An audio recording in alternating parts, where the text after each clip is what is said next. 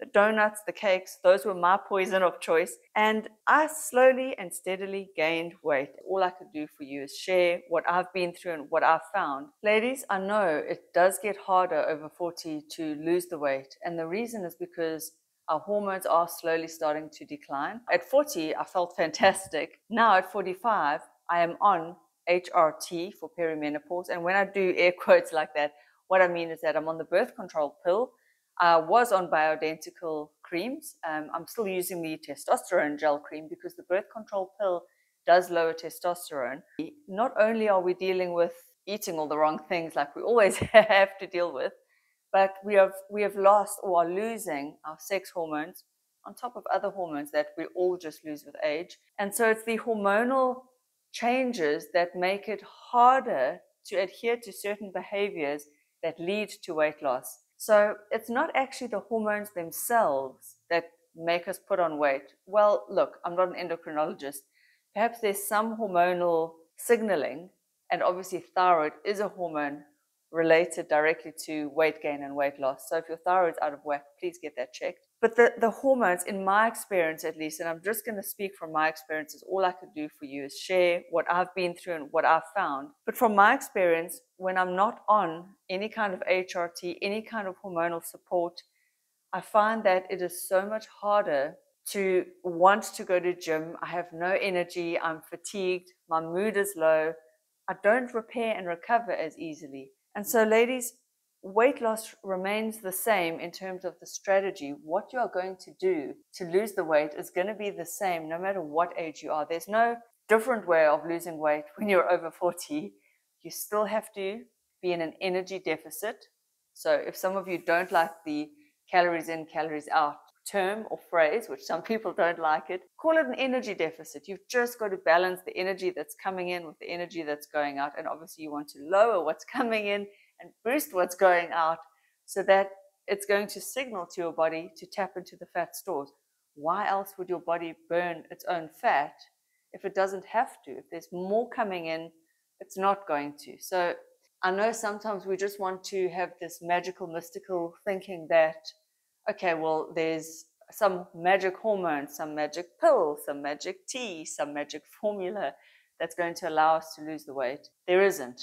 Ladies, there is no magical pill, formula, tea, herb, tincture, not even a magical move. There's no one exercise at the gym. Sometimes it drives me crazy when I'm on YouTube or social media, or you read these articles on Google and they say, do this one special move, or cardio is a waste of time, which I saw on Diary of a CEO. I mean, come on now, really, cardio is not a waste of time for weight loss.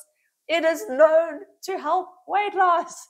That is what every bikini athlete and bodybuilder adds in at the end of their prep in order to really get down to low levels of body fat. They add in cardio. So how can you say that cardio is a waste of time for weight loss? Look, I do get possibly where they're going with that. Probably where they're going with that is that to run makes you more hungry and then you want to eat more. And also now you are exhausted and you don't want to exercise maybe the next day. Maybe there's that kind of thinking there. I don't know. But come on, people. We all know the basics, and the basics are the basics for a reason. And that is energy deficit. You have to be in an energy deficit or caloric deficit of some sort, no matter what kind of diet plan you're going to follow. I personally found keto didn't work for me. It doesn't work if you are wanting to exercise, weight train, run, do kind of explosive movements, do anything that requires like a burst of energy. Keto just wasn't for me. I don't think it's the right way, but I'm not knocking it. It does work for some people.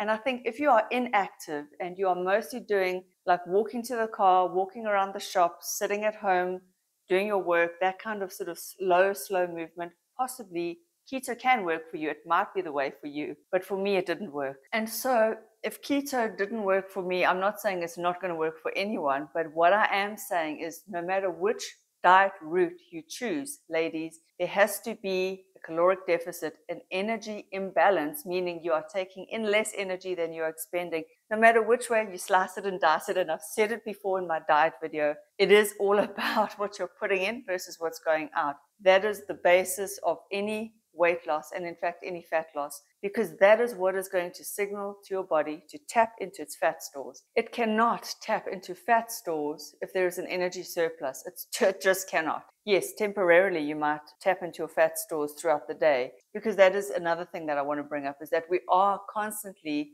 losing and gaining weight every single day. Your body is dynamic. It's always in flux. But ladies, when we are over 40, we need the hormonal support, some form of HRT. You've got to put in some kind of hormones back into your system. And this might be controversial, but it's what I found to be true for me.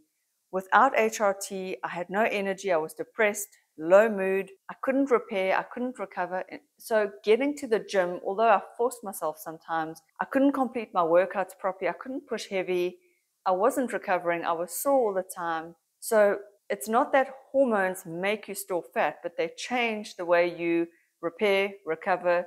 They change the fact that you want to or don't want to go to the gym. And that in your mind is a huge thing. It also changes the way you can adhere or not to a diet. When you're feeling low, depressed, anxious, moody, grouchy, itchy, urinary tract infections, low libido, all the things that come along with low hormones for us ladies, when all that is going on, you don't want to stick to a strict diet. All you want to do is reach for the chips, the sweets, the cake, the greasy, sugary, fatty, all the wrong foods, the comfort foods, the donuts, the cakes. Those were my poison of choice.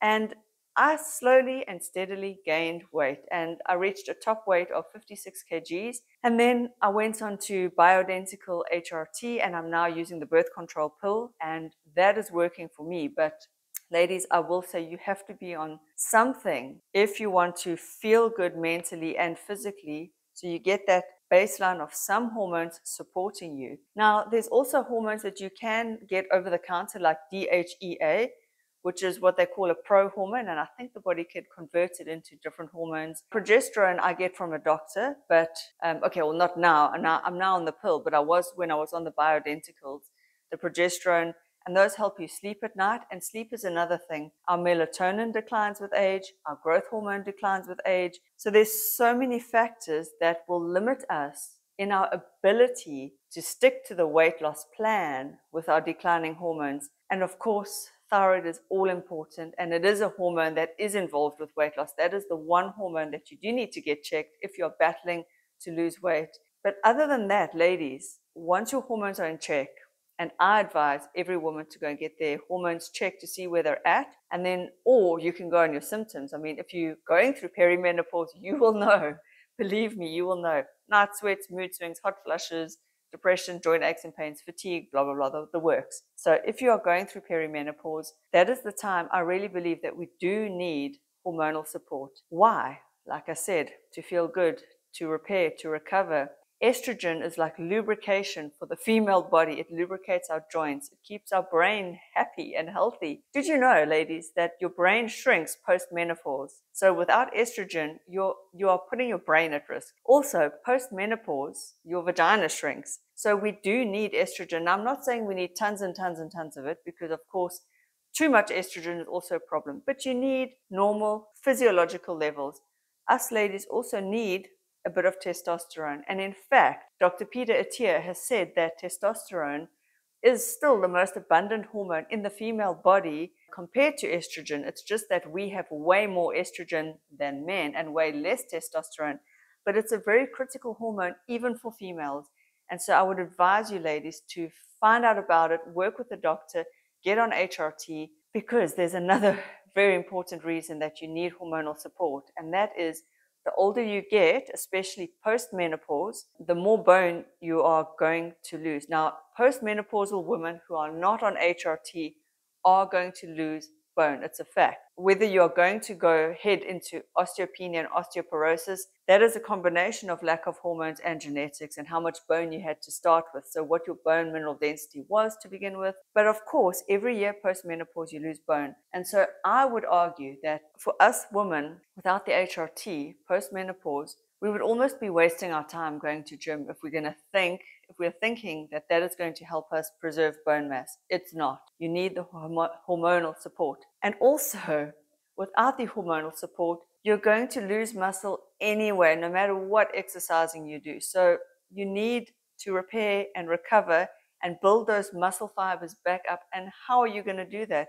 You need your estrogen, your testosterone. Progesterone, they say, is for the baby, but I found it does help with sleep. So it may play a role, it may not. I found it useful. DHEA is something that you can get over the counter if you are opposed to traditional HRT. There are also SERMs that you can look into. I know nothing about that, but I've heard Dr. Menopause Taylor here on YouTube mention SERMs. SERMs stands for selective estrogen receptor modulators. So they act in estrogen-like ways on the body. But ladies, for weight loss itself, diet is critical. The exercise and the movement helps to boost the effects of the diet, of the calorie deficit, because of course you are going to burn more calories by moving around a lot more, but it doesn't have to be intense exercise. If you are on HRT, you can bump up the exercise for sure. If you are not and you are older, my advice would be to exercise a whole lot more gently. You don't want to risk a fracture. And ladies who are in menopause, not on HRT, did you know that they can sustain a hip fracture just by walking? So for us ladies over 40, and especially for us ladies over 50, weight loss, the mechanism is the same. Energy deficit, calorie deficit. So it is eat less, move more. But without the hormonal support, the moving more part is tricky. It's going to be way harder to want to move more, to be able to move more. And also it's risky. The older you get without HRT, it's going to be risky to start doing some of these resistance training exercises. You can't do high impact anymore because you could fracture a wrist like that. Apparently ladies can just fracture a wrist by bracing themselves against a wall or on a counter. And I'm talking older ladies, of course. When you're younger, even if you're not on HRT, you still have bone mineral density left. You've still got bone left. But lastly, now this is not quite to do with weight loss, but it does tie into weight loss, is I do encourage every lady to get a bone mineral density scan. It's the DEXA scan, DXA. I got one done as a baseline because it's my wish for all of you ladies that you are healthy and strong as you get older. So although the conversation here today has started with weight loss, and I know a lot of you struggle with weight loss, and that's why I want to just break it down for you. It really goes back to basics, ladies. But it's not only about weight. We are more than our weight. Weight is the least important thing about you, but it's your health and your ability to maintain the muscle that you've got, because that is so important for preventing falls, for staying upright and mobile as you age. But then, of course, we all do want to lose weight. And so following a diet that has as little junk in it as possible is key. Now, if you want to know more about weight loss, I do suggest you check out my video. Is it here or here? I'm going to put it on the screen, where I lost 3 kgs in 3 weeks. And that is just showing you ladies that even at 45, weight loss is possible. It is possible. So it really is about sticking to a diet. And if you're interested in the diet that I used, you can watch that video. I will link to that down below. But at the end of the day, ladies, everything I know, and I always experiment on myself, and I'm just one of those people who I have to know. I have to know for myself. I try things out, and I always want to know what really works. And for me, what really works is a fat-controlled, calorie-controlled, high-ish in carbs, very much adequate protein diet. That for me is the key, and I think that would work for almost any lady. And then lastly, I want to say to you that you need to do an experiment on yourself. You need to get to know your own body. You need to get to know how your body responds, because it doesn't matter what works for me. Your body is the one that matters for you. So it's your hormonal profile, your exercise ability, your diet needs, wants, and likes. You need to become a researcher of your own body. Test things out, see what works, track it, but also don't give up. So if you're trying a new diet, do not give up after 2 weeks. 2 weeks is way too short to see.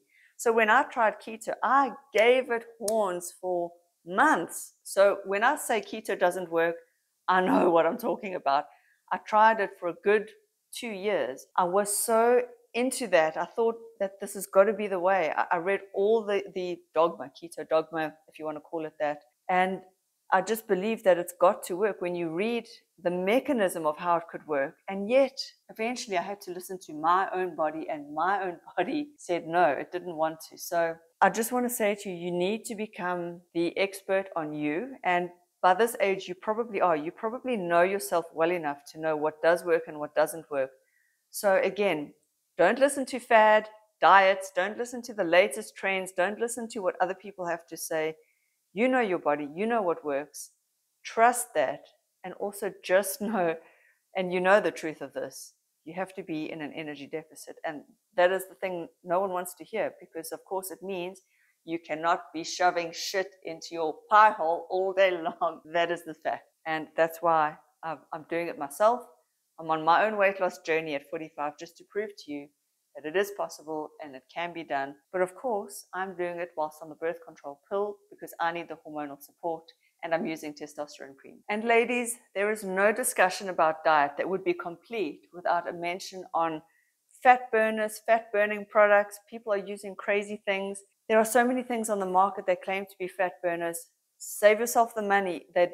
Just save the money. Don't use them. They're a waste of money. There's no such thing as a fat burning tea. If you like green tea, fine, you can drink it, but the green tea alone is not going to outdo the donut you've just eaten. So please go back to your own body, go back to the basics, watch what you put into your mouth. You have to track it. You've got to know what's going in, because it's very hard to measure what's going out. But at least knowing what's going in, you can then adjust and you can say, okay, look, I still haven't lost weight. I need to cut back more, or I'm losing weight too fast. I need to actually eat more.